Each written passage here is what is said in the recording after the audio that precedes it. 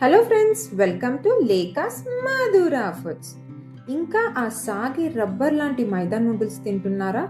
ఆ అరగని చెత్తను పొట్టలో వేసుకొని డాక్టర్ల చుట్టూ తిరగడం దేనికి చెప్పండి?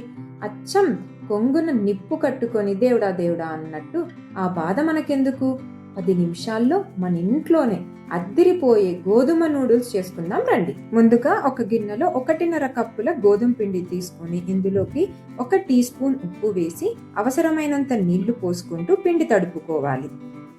పిండిని మరీ గట్టిగా తడుపుకుంటే మనకు నూడిల్స్ ఒత్తుకోవడం కష్టమైపోతుంది. కాబట్టి వీడియోలో చూపిస్తున్నట్టుగా సాఫ్ట్గా ఉంటే సరిపోతుంది. 1 టీ స్పూన్ ఆయిల్ వేసుకొని 2-3 నిమిషాలు ఒత్తుకున్న తర్వాత ఇది మెత్తని ముద్దలాగా తయారవుతుంది. ఇప్పుడు దీన్ని ఉండలుగా చేసుకోవాలి. చూసారా, పిండి ఎంత సాఫ్ట్గా ఉందో? మరీ గట్టిగా కాకుండా మరీ జారుడుగా కాకుండా ఇలా ఉంటే సరిపోతుంది. ఇప్పుడు కారాలు మురుకులు వత్తే ప్రెషర్ తీసుకొని లోపల కొద్దిగా ఆయిల్ రాసుకొని ఈ పిండి ముద్దను అందులో పెట్టేయాలి.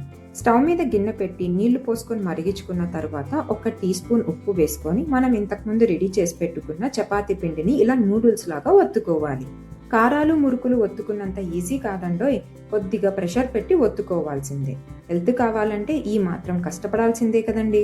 5 నిమిషాలు నూడిల్స్ ఇలా నీళ్ళల్లో ఉడికిన తర్వాత జల్లెడ గెంటె తీసుకొని నూడిల్స్ ని నీళ్ళలో నుంచి బయటికి తీసేసి ఒక ప్లేట్లో చల్లార్చుకోవాలి.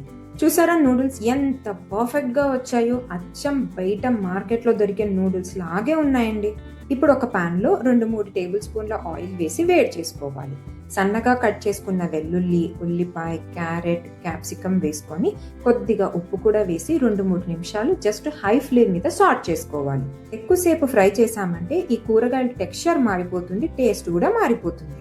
ఇందులోకి 1 teaspoon red chilli sauce, green chilli sauce, 1/2 teaspoon vinegar, 1/2 teaspoon soya sauce, 1/2 teaspoon మిరియాల పొడి వేసుకొని బాగా కలుపుకున్న తర్వాత మనం ఇంతకుముందు ఉడికించుకున్న నూడిల్స్ కూడా వేసుకొని కలుపుకోవాలి. అంతేనండి, వేడి వేడి హెల్తీ నూడిల్స్ రెడీ అయిపోయాయి.